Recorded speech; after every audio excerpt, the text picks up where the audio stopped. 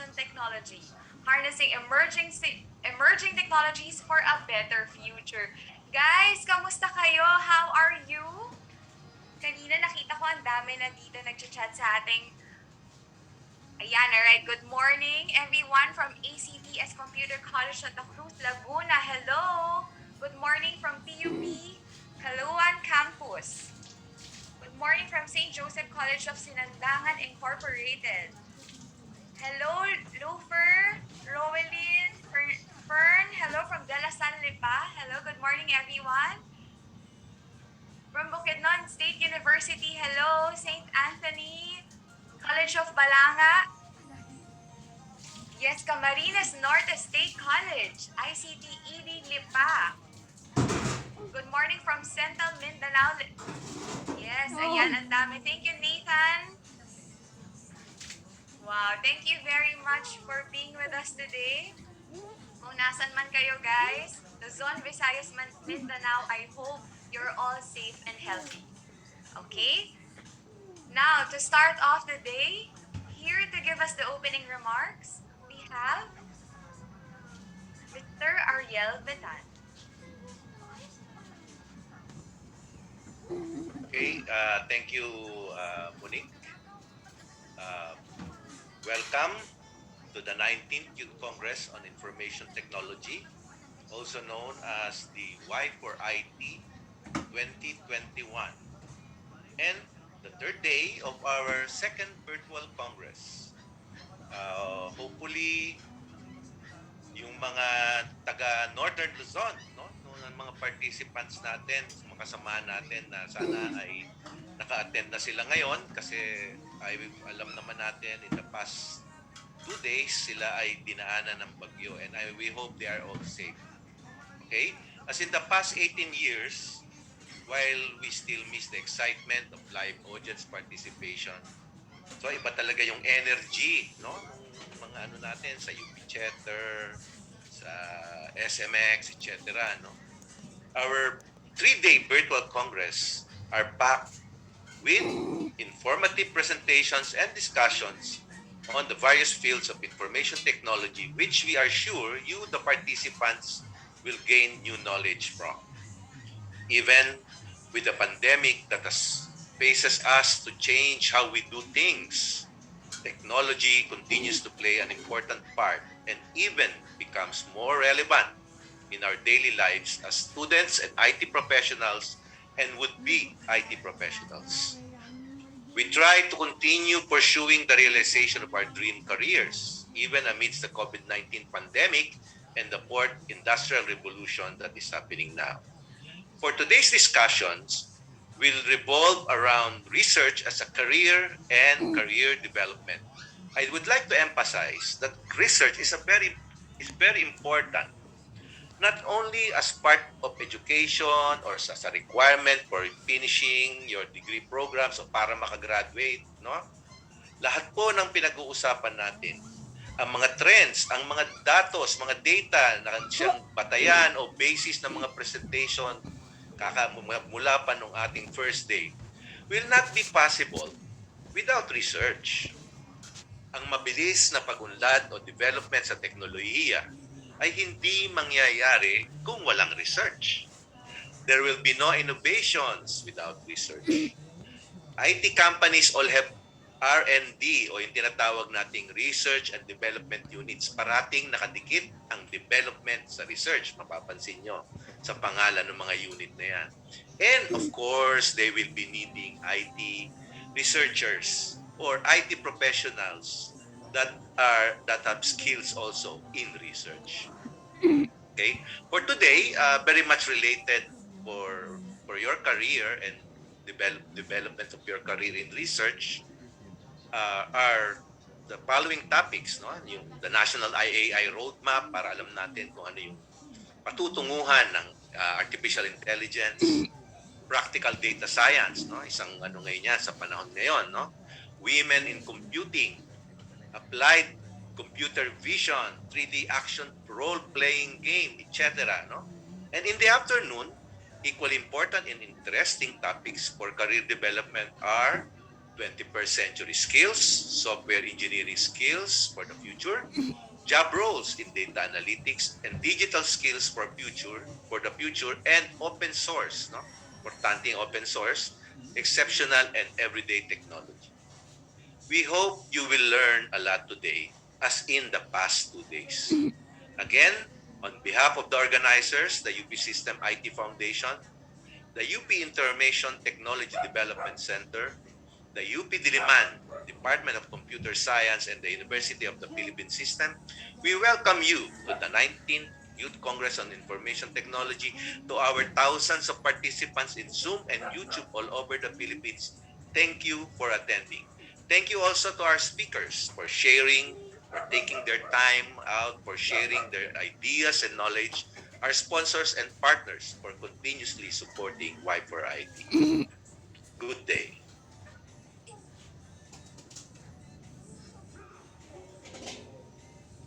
Thank you so much, Mr. Ariel Betan, for setting the tone for today's session. All right, guys. So before we continue with our next speaker, would like to remind you that we are currently live streaming at UPSITF's YouTube channel. So go ahead. Pwede niyo tayong mapanood din doon, alright? Okay, guys. So before din tayo mag-proceed muna talaga sa ating next program, gusto ko malaman, guys, what are you looking forward to in today's session? Sige nga, patingin ako ng mga sagot ng ating participants sa ating chat box. Ayan, hello, good morning po from Holy Cross Santa Rosa, College Santa Rosa, Nueva Ecija. Christine, happiness. Si Carly, sabi niya happiness. Okay, yun ang kanyang look forward ngayong araw na to. Okay, good morning from Palawan State University. More knowledge, of course. Meron tayo niyan. For the next IT developer, yes. Excited si Annie Lynn. Thank you, Annie Lynn. More knowledge from Fern. To learn more about information technology. Interesting facts, sabi ni Rans. Alright. Okay, don't worry, guys. Dahil, yes, yes. Tama dyan. To learn more, inspiration, yes. We look forward to new opportunities. Next generation of Bill Gates. Wow. Looking forward for more inspirational messages and insightful talks from the speakers, from Nathan. Motivation for their career paths, from Mike. Yes, all right. Together we rise, from Mary. Thank you very much, guys. Yes, lahat yan mako-cover natin later sa ating discussions.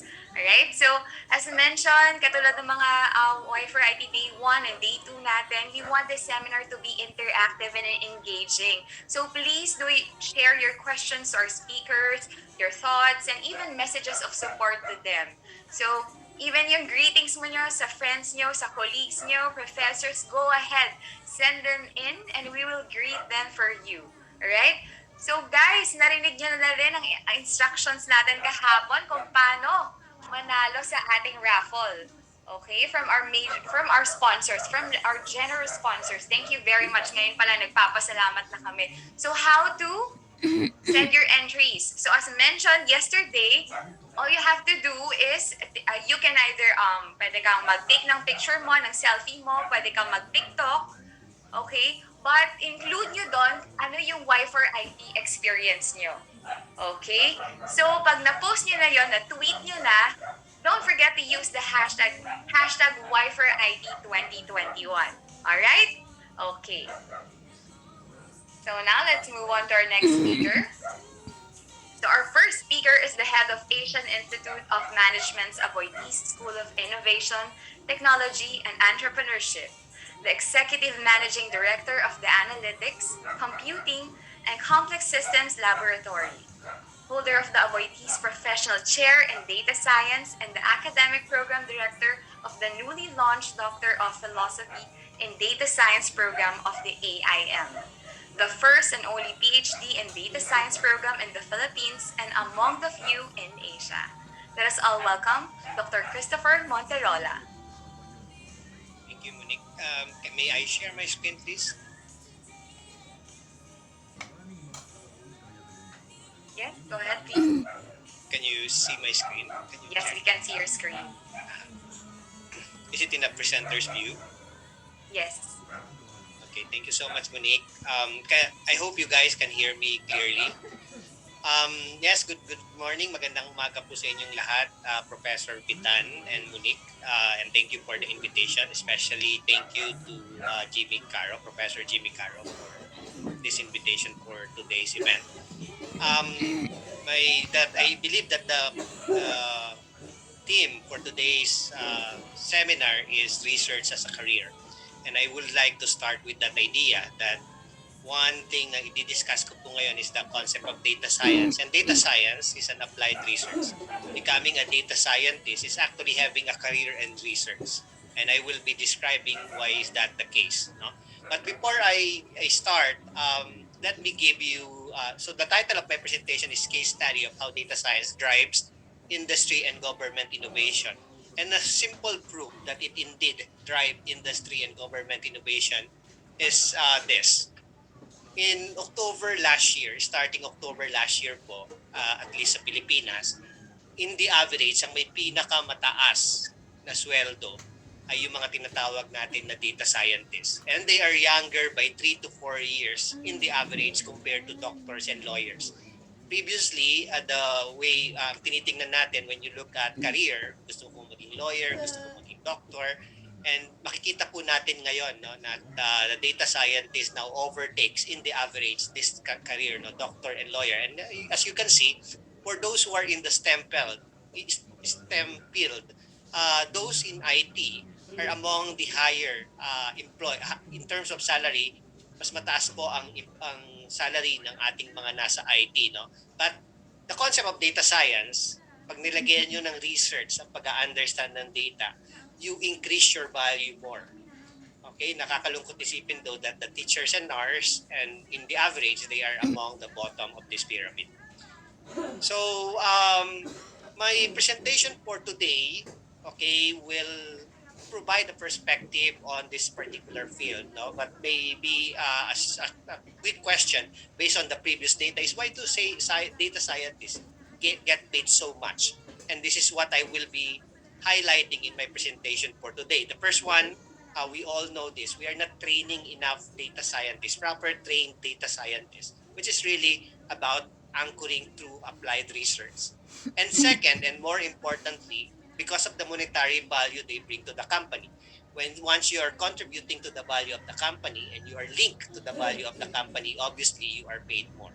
And there, I will be demonstrating in my presentation today some of the work that we've done with different companies, and you will see that you can indeed contribute significantly to different companies as a data scientist.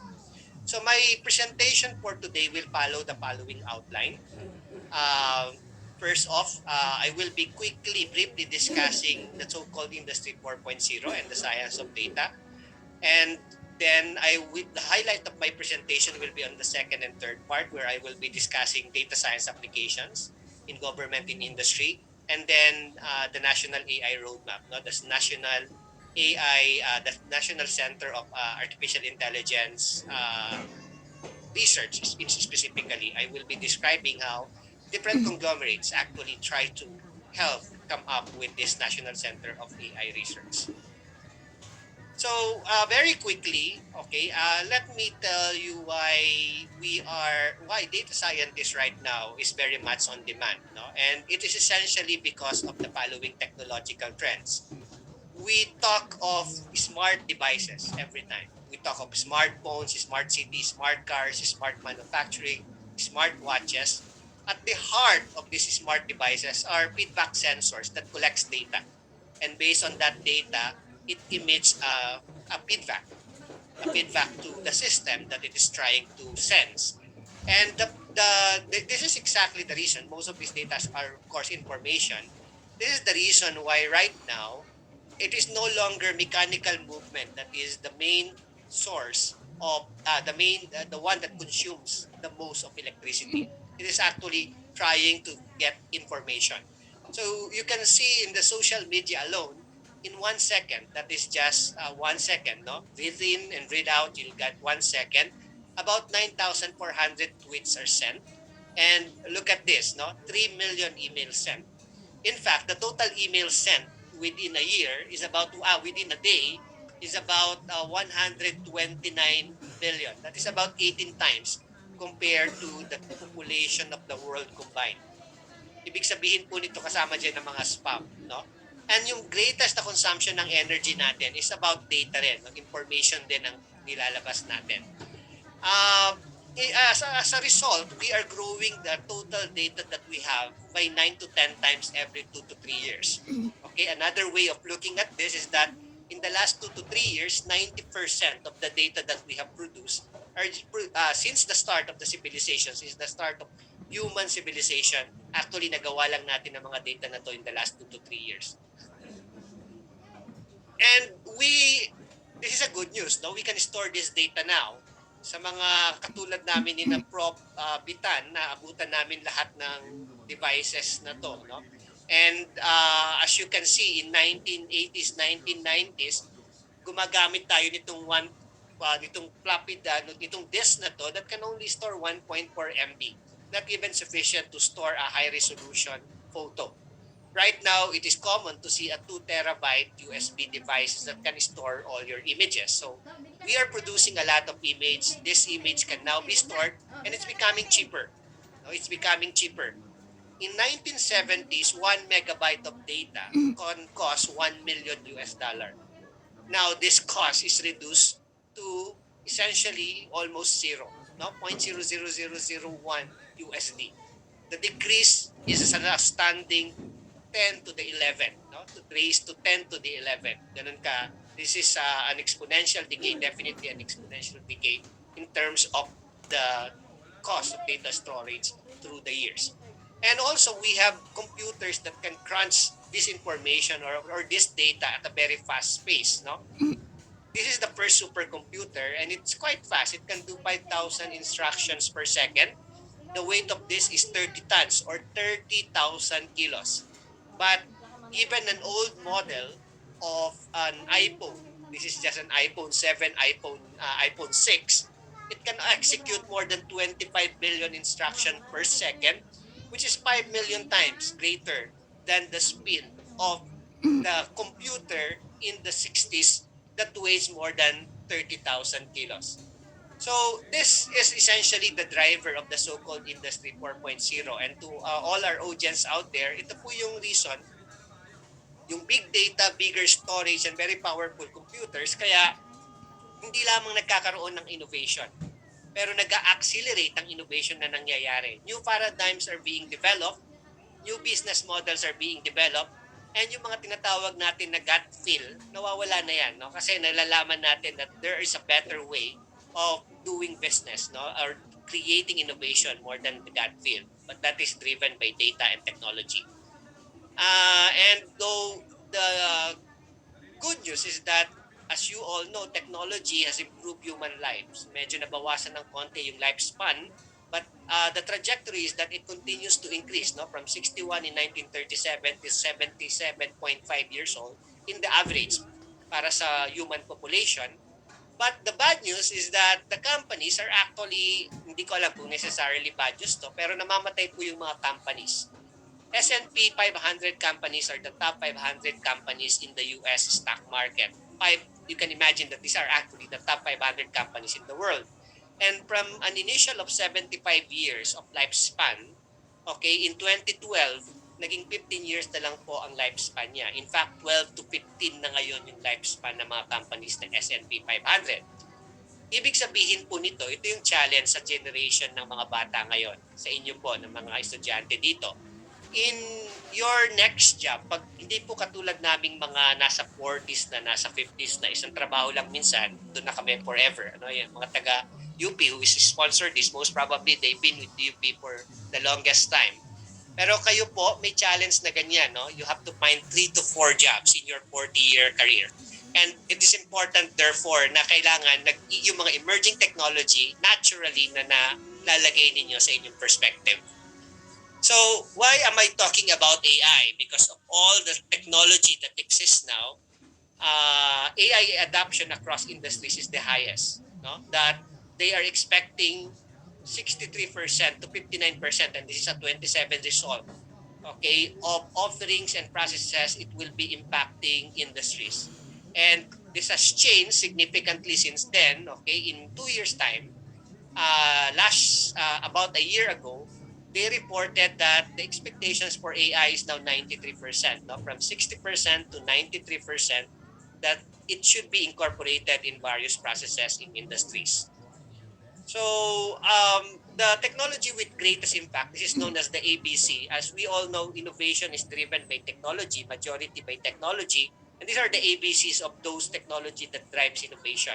AI accounts for about 72%, and the other 20% is given by the B, the blockchain technology, and C, the cloud computing. No?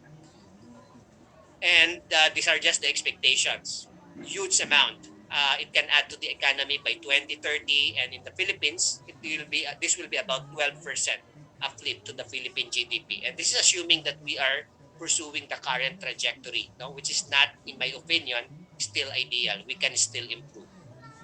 So the second part of my presentation, I will be highlighting data science applications in government and industry. And hopefully, by providing or discussing this, you will have an idea that, hey, indeed, data science is a research degree. It's an applied research degree. And the better, and for the first time in a long, long time, ang isang research degree po sa Pilipinas can be paid handsomely. No? Ang isang data science na nagsosolve ng mga problems coming from data can be paid handsomely.